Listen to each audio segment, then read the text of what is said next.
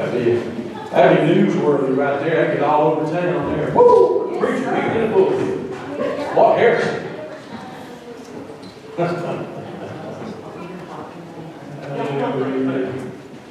We're glad you're here this morning. I'm going to turn your attention to the first book of the New Testament, book of Matthew, chapter 20. Hallelujah. Matthew chapter 20. If you would, Brother David, mute all those mics behind us, especially the keyboard mic. I hear a little bit of rain coming on, and that's probably what it's coming from. And look there. Instantly. It's like there. It disappeared. Well, don't mute me. Arrow. Good job there, Brother David. That's the one that said pastor on it. We'll leave that up. Hallelujah. Sounds a lot better.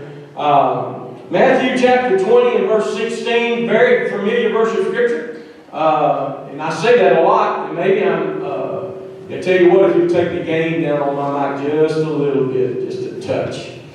Mic check. Perfect. Right there. That sounds good. Whatever that did, that did. I say, a very familiar verse of Scripture quite often, and maybe I'm making assumptions here. Maybe I assume y'all study more than you do. Maybe this is not a real common verse of Scripture for you. So I don't know, but it should be, because this is one that you should have heard a lot growing up. You should have heard a lot in Sunday school. You should have heard it preached a few times here and there. But it simply says this: so the last shall be first, and the first last. Many be called, but few chosen. So the last shall be first, and the first is going to be last. And I want to preach this morning from the title, Too Little, Too Late, Too Good to Be True. Too little, too late, too good to be true. Put your Bibles down a little bit. Do a little Pentecostal calisthenics if you would. Give them a good hand clap of praise. Hallelujah. Hallelujah. It's good to be here this morning. You can be seated. I don't know about you, and I suspect I'm only talking to maybe a few of us that will identify. But when I grow, I know I'm a very handsome man today, and I know that I'm quite a catch. My wife called. I'm personality plus. Everybody loves me. Very few people don't like me. I have a few. Don't quite understand why they're so crazy, Brother Terry, but they don't like me for some reason. And that's okay. I don't guess anybody's ever going to be 100% popular, but I'm pretty popular. I got lots of friends. I got a big Facebook following. I do, I got people that'll call up and just say hi. I feel like I'm pretty well liked. But I know it's going to be real hard for you to imagine. It's going to be hard for Brother Joe. I know this is going to strike at the core of your belief system here. And, I know that that you probably don't say there's no way, but there was a time when I wasn't liked so much. That I was fat. That I was unpopular. That I didn't have very many friends. There was times that I remember being picked last whenever they lined up for softball or kickball or dodgeball or basketball. I was the last guy picked. I was the last kid picked because I wasn't very athletic. I was fat, didn't run very fast. And I remember there was times that not being the popular kid in class, sometimes your feelings would get hurt. And they would say something about you or say something that you could hear, and your feelings would get hurt because, everybody wants to be liked. Everybody wants to be appreciated. Everybody wants to be appreciated and held in regard in some way. It's just who we are. We want to be liked. We want to be loved. We want to be thought of in a good way. And I can tell you that there was a whole lot of times in my life where I got picked over.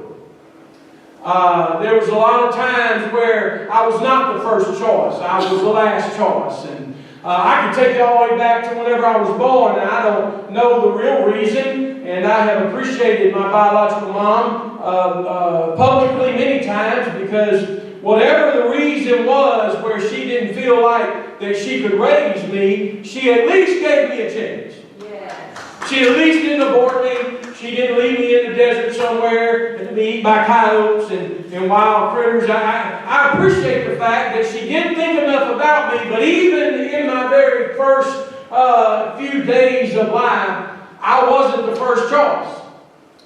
I wasn't chosen. I was given away. I was given up. And I can tell you that if I would let those kind of things get to me, I might have turned out a little different than I turned out today. I might would have not been as driven or successful. I don't know how all that works in our psyche, but I can assure you there's a lot of times in my life where I knew beyond a shadow of a doubt that I was the last choice, not the first choice. There's a lot of people in our world today that find themselves where they feel like they're a little too little, a little too late.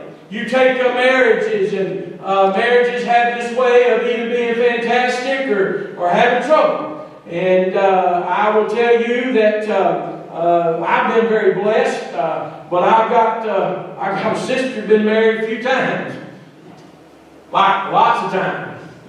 Well, I can't get married in some states again times. And she finally looks like she made to settle down, got a good fella that I've known all my life. I think he'll treat her right. And we prayed for him. I'll tell you what we prayed for him. But there were some times I really wondered about her. And I understand that marriages can have issues. And there's a whole lot of times I've sat down with couples and with folks that are in a marriage, and they feel like, they express that they feel like that they've been overlooked and they have been relegated to the potter's field, if you were, for a new mom,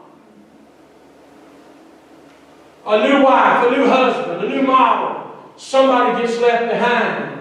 I can assure you that in today's world, it's more frequent than it used to be 20, 30, 40 years ago. It used to be you could work for a company and you would retire from that company. But in today's market, that's pretty unusual to find that. And you have a lot of folks who go to work and they work their lives and they do a good job and they keep their nose to the grindstone, as it were. But then whenever you only got one office at the top, and you're trying to get to the top, sometimes just because you work there a long time doesn't mean you get chosen and you get overlooked. And the newer guy or the younger guy or the guy with more college gets the office in the corner. It's only a matter of time. But there's one thing that you can guarantee. You will, in this today world, find yourself getting picked over. I don't know about you, and I know we all have our opinions on the immigrant status and the things that are going on the border of Texas, and we have a lot of immigrants that are coming over. And I can tell you something. I feel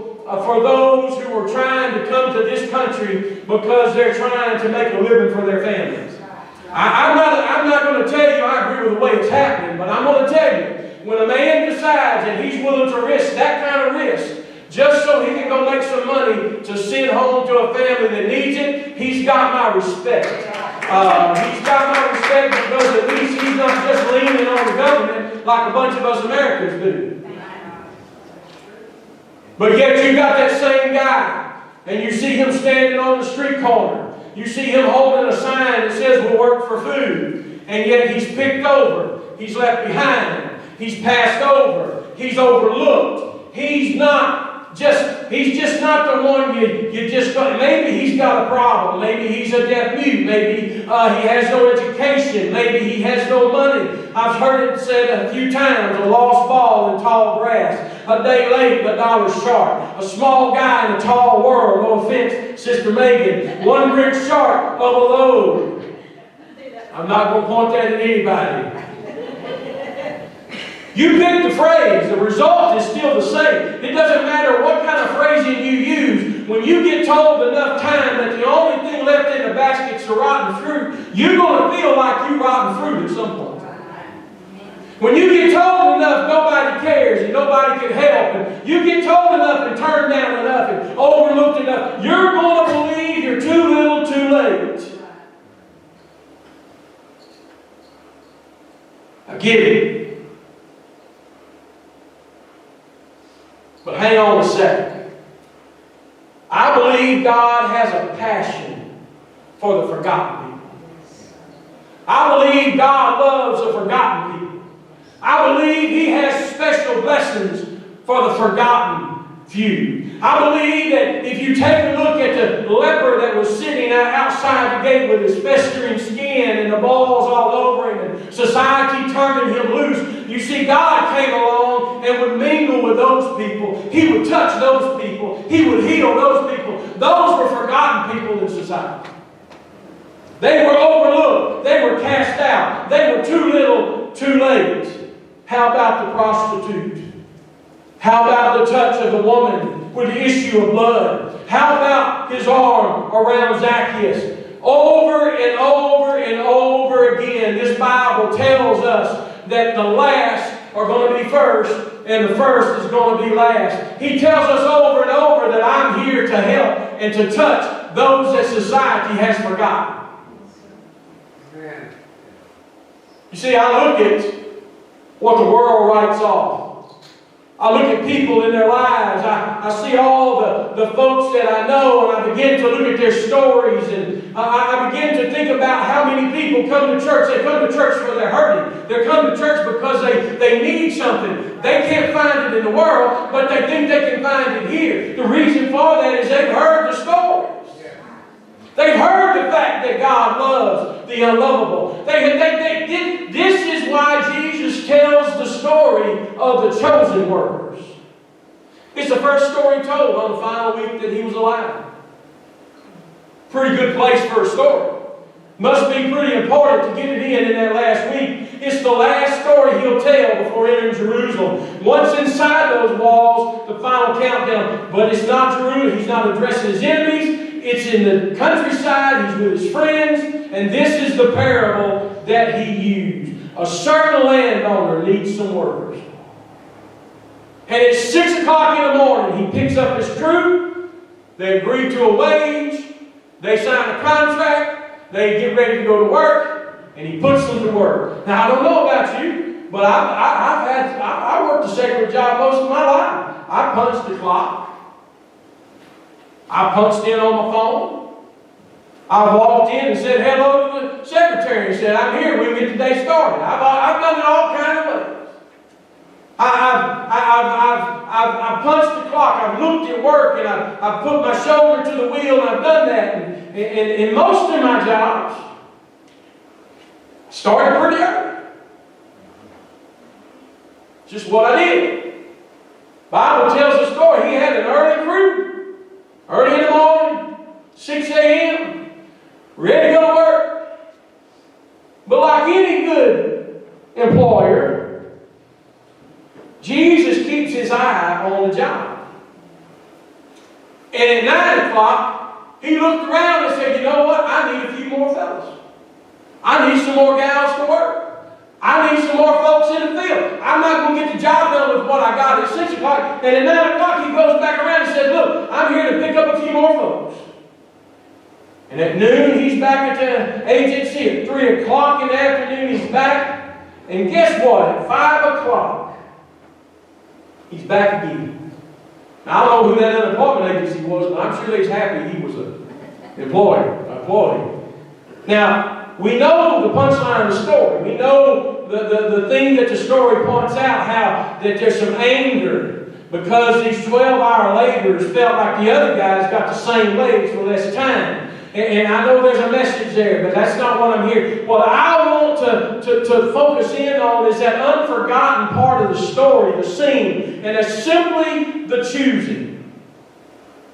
I want you to, in your mind, I want you to think and in your mind see how it happens at 6 o'clock in the morning. and he comes and he picks some folks out. And at 9 o'clock he comes back and he picks some folks out. At 3 o'clock he comes and he picks some folks out. And the most important time to me is at 5 o'clock he comes back and he picks some more folks out.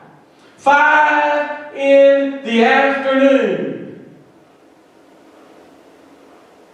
Tell me, what in the world was a worker doing hanging around an unemployment agency all day to 5 o'clock?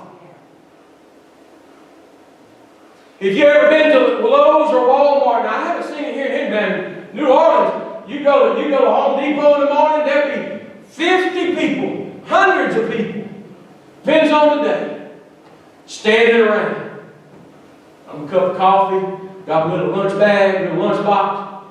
And if you want somebody to do everything from hang vinyl siding, to brick your house, to put a roof on, to dig a ditch, you just pull up and it's like they go.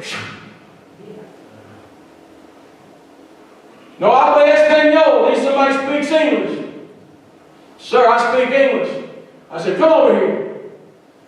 I need to put a roof on today. I need roofers. Do you know any of these men here? Do you know if any of them good at roofing? See? This one, that one. I said, tell them I'll pay them $200 a day. And they're going to work for 8 hours. See? Ready to go. Load it in the back of the truck. Let's go.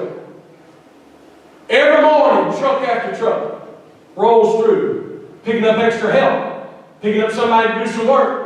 Looking for people who want to work. These are people who want to work. These are the ones, they're there because they want to work. They need the money. They are workers. But you go by afternoon. You go by past about 10, 11, 12 o'clock, and there's nobody in the parking lot. Why? Because all the people that come by that's going to give you a job. And they're not going to sit there all day in the sun. They're going to go find a shade tree somewhere and they're going to come back in the morning. Why in the world? What's so unusual? There is something going on when at 5 o'clock in the evening, the best workers have been gone since the morning time. The mediocre workers went to jobs at lunchtime. The ones that couldn't do anything went to work about 3 o'clock. Why in the world at quitting time are there workers to even be had? What kind of workers left at 5? They're unskilled, untrained, uneducated. They're hanging from one hand from the bottom of the ladder. They are hanging by the thought that maybe there is a merciful employer that will come along and give them a job, knowing they've got nothing to bring to the table. They're too little. They're too late. They're the bottom of the barrel. They're the ball lost in high grass.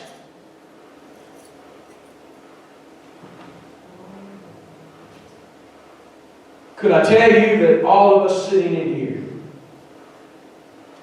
that's who we are? Now, don't get cocky down here. Don't get thinking you're something you're not. You might take Paul's advice and look at what we were when God called us. You see, we can sit on church pews long enough and we'll start thinking we're all that and we're going to work at that 6 o'clock crew. We're good enough to get picked first. And I understand we're supposed to want to be. I get all of that. But the real truth of the matter is there's nobody in here that's not just a little late, a little too long, a little too short, a little too upset, a little too bad, a little too unsure, whatever it is. A lot of us are polished and sharp, but we're paper mache thin. In fact, some of us come to church and we don't even bother to hide our despair. We come to church and we sit on pews like we don't matter. We sit in church and we go, how in the world are we, how do we get out of this dead end life I'm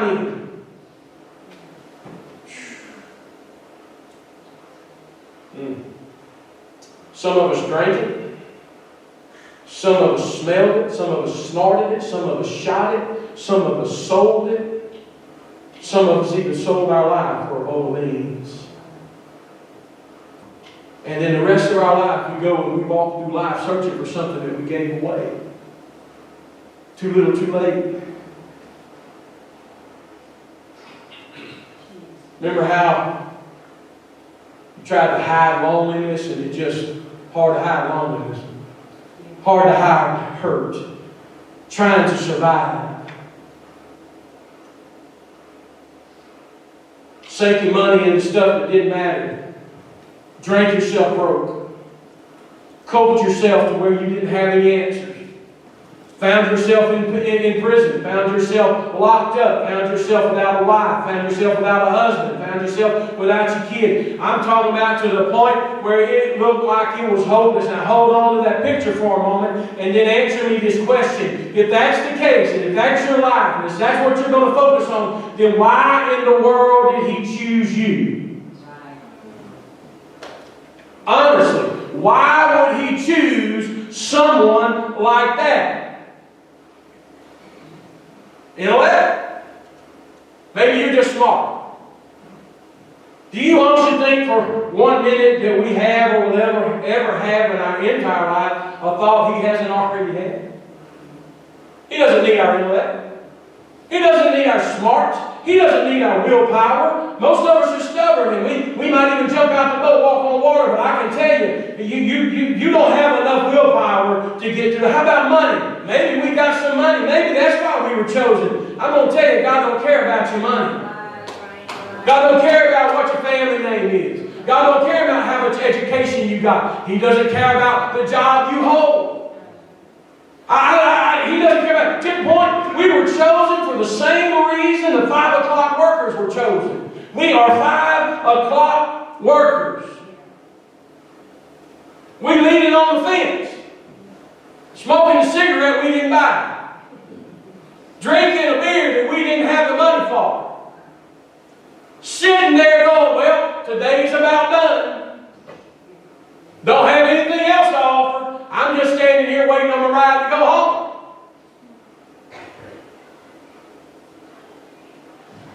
No future. Probably should have gone up, given up and gone home about lunchtime. But home was full of a single family in a bedroom, in a one-bedroom motel somewhere, Motel 6 on the backside of town. And when you walk in, there's going to be the question, well, did you get home today? What's the negative stuff? Oh, I wouldn't do it. That's a bad scenario. You got to feed the kids. You got to. Too little, too late. We wait. Too little, too late. We wait. Too little, too late.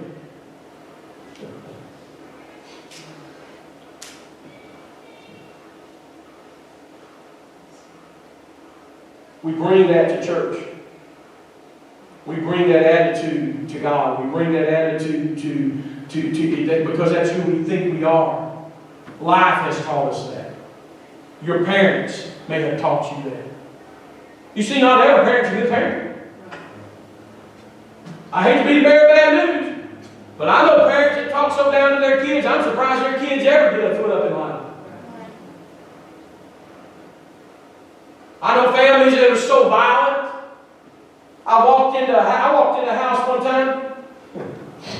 I mean, this is where it really gets bad because there's uniforms on. We were called that.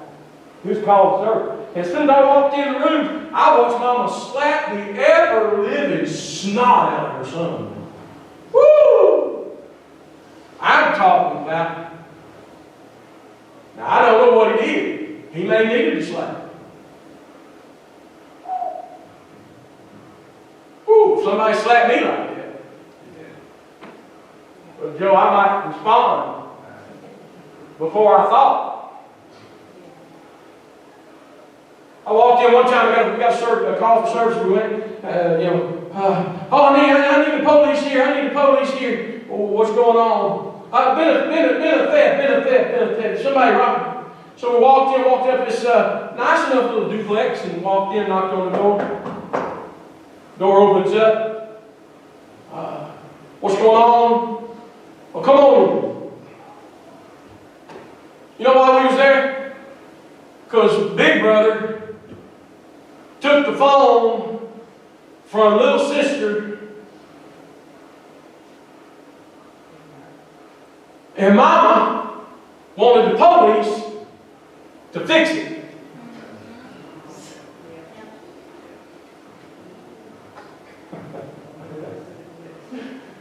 Perfect parenting right there. Parent of the Year award goes out. So what you're saying is you just call 911 because you, as a parent, couldn't put your kid's nose in the corner and take the cell phone back and give it to the little sister. You want us to do that? See, I don't know how you grew up. As crazy as my family was, I still got taught a few good things. And that wouldn't have flew in my household. There was still some discipline going on. If I didn't do something right, Mom and Daddy would bind together, even as crazy as that was, and discipline the kids. Well, know something? As crazy as our families are, there's crazy. Now, some of y'all don't believe that. Allie's sitting back there going, you don't understand, Brother Randy. How crazy this family of mine is. You don't understand. Jason's sitting there, man, you haven't been in my... Look, folks, I'm telling you. Crazy as it is, I can take you to some that are even worse. I can take you to some where I walked in and seen the babies that were still in cribs, and the marijuana smoke was so thick you could see it in the air and the lights. I'm talking about you walked in and got an instant contact high. Wouldn't want to take a test. And that baby had been laying there for how long? I walked in and seen crack overdoses and meth overdoses and heroin overdoses, and Mama laying on the floor and the baby sitting in the couch or a chair, 7, 4, 5, 6, 7 years old. You want to have some bad things. I can take you some houses where it's really, really bad. I can take you some places where all hope is lost. I can show you some places in this Bible where it was beyond our imagination how bad it was. And I can show you in there that Jesus Himself walked in on those kinds of situations, and He took and put to work workers at 5 o'clock that had no business going to work, that had no business making any kind of money. He's like that guy in the truck.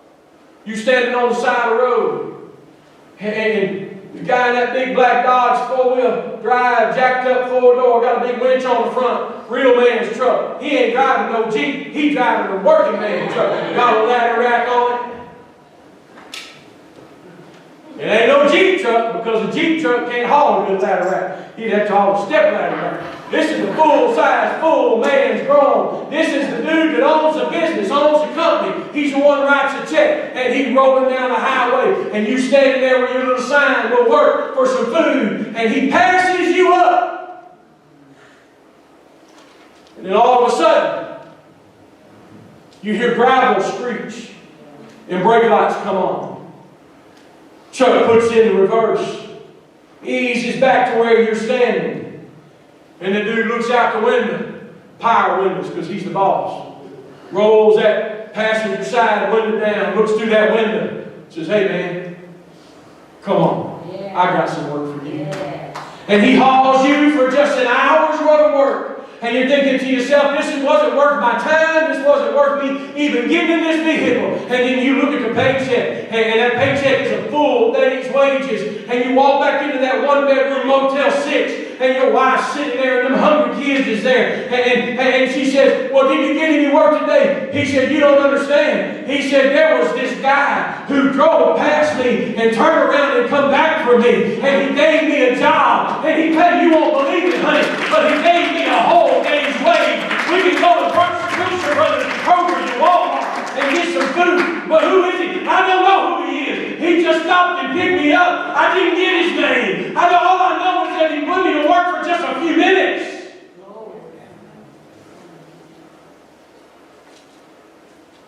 When it happens, that feeling of too little, too late, that feeling of not being worthy, changes to that testimony of it's just flat too good to be true. There's no way he could have meant that. How did that happen? Too little too late? To flat too good to be true. And the next morning that guy gets up and he goes back. And I'm not going to promise you that he gets a job at 6 a.m.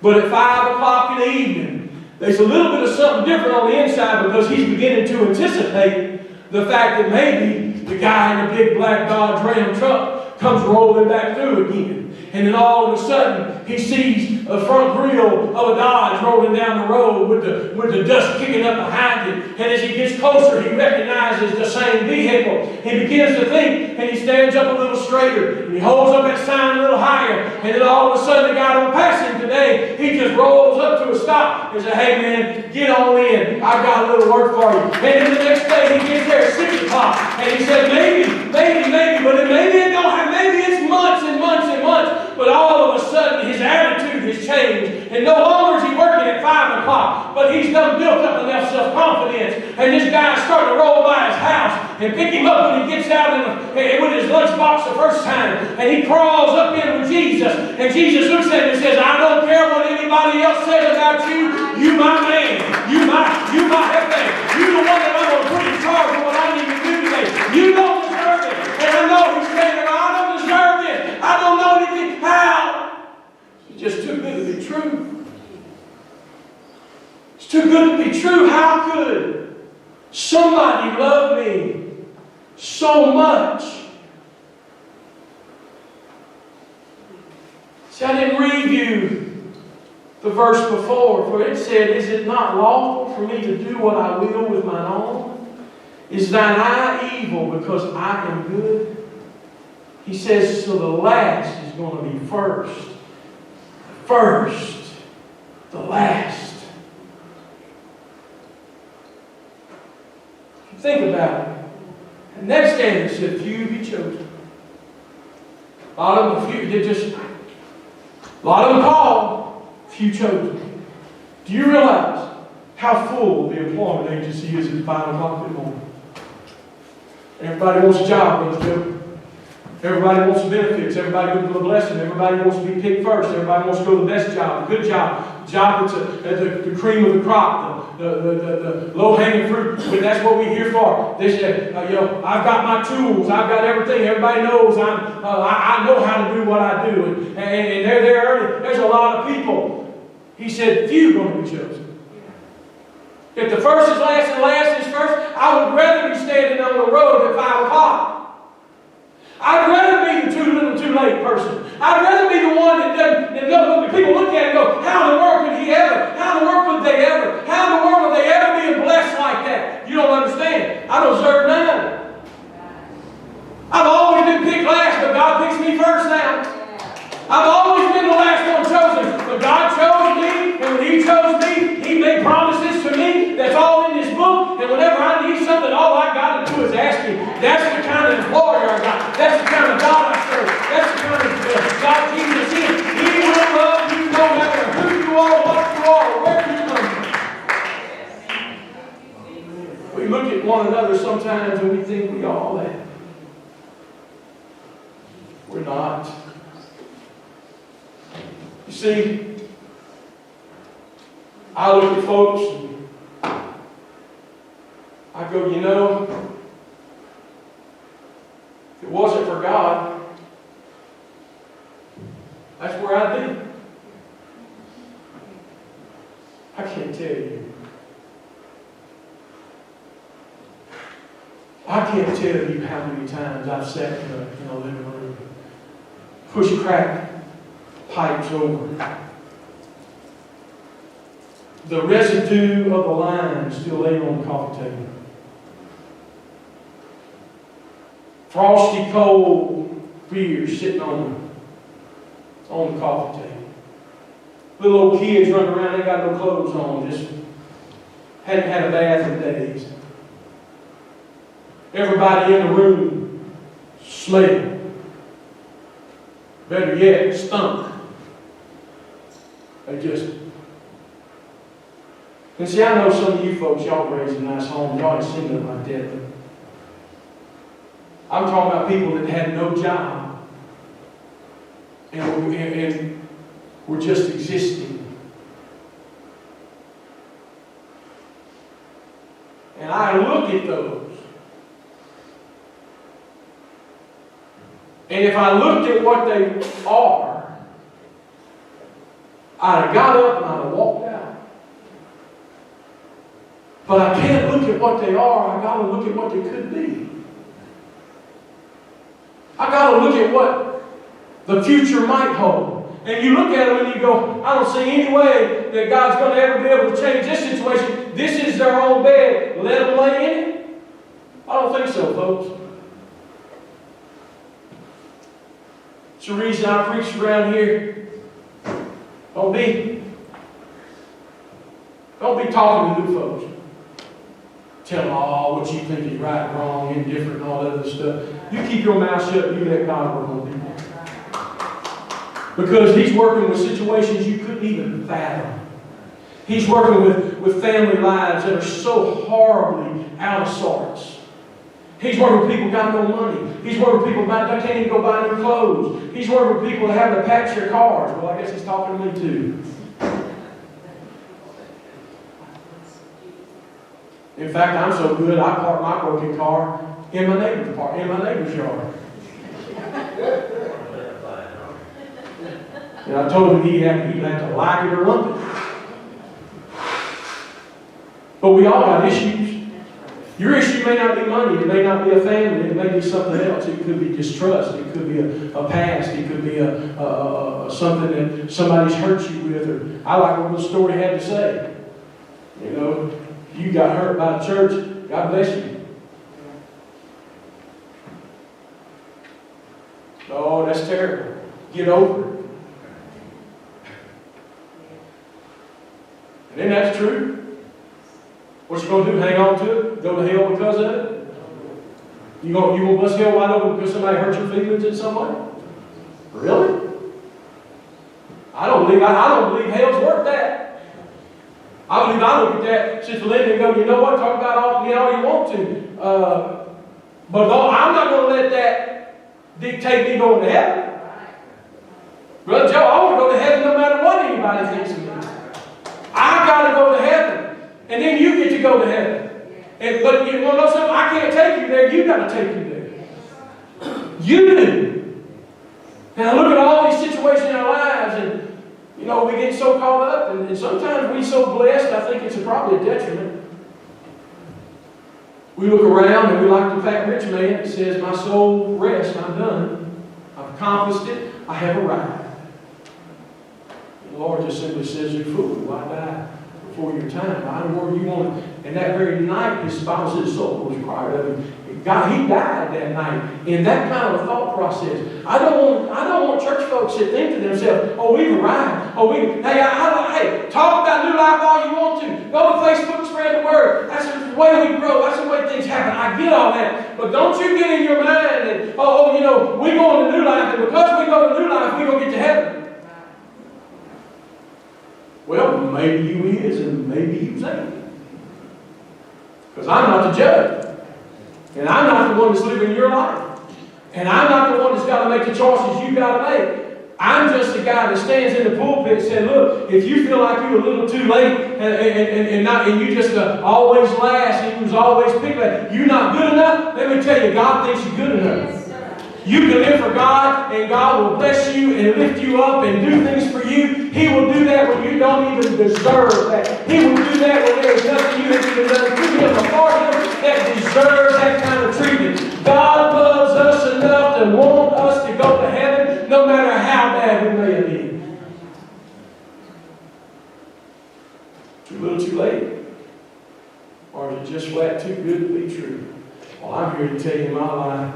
I can tell you, it's way too good to be true what God's done for me. You see, God's never once let me down. I'm going to tell you, I have let Him down more times than I care to admit. As we stand to our feet today, I have let Him down more times than should even be allowed.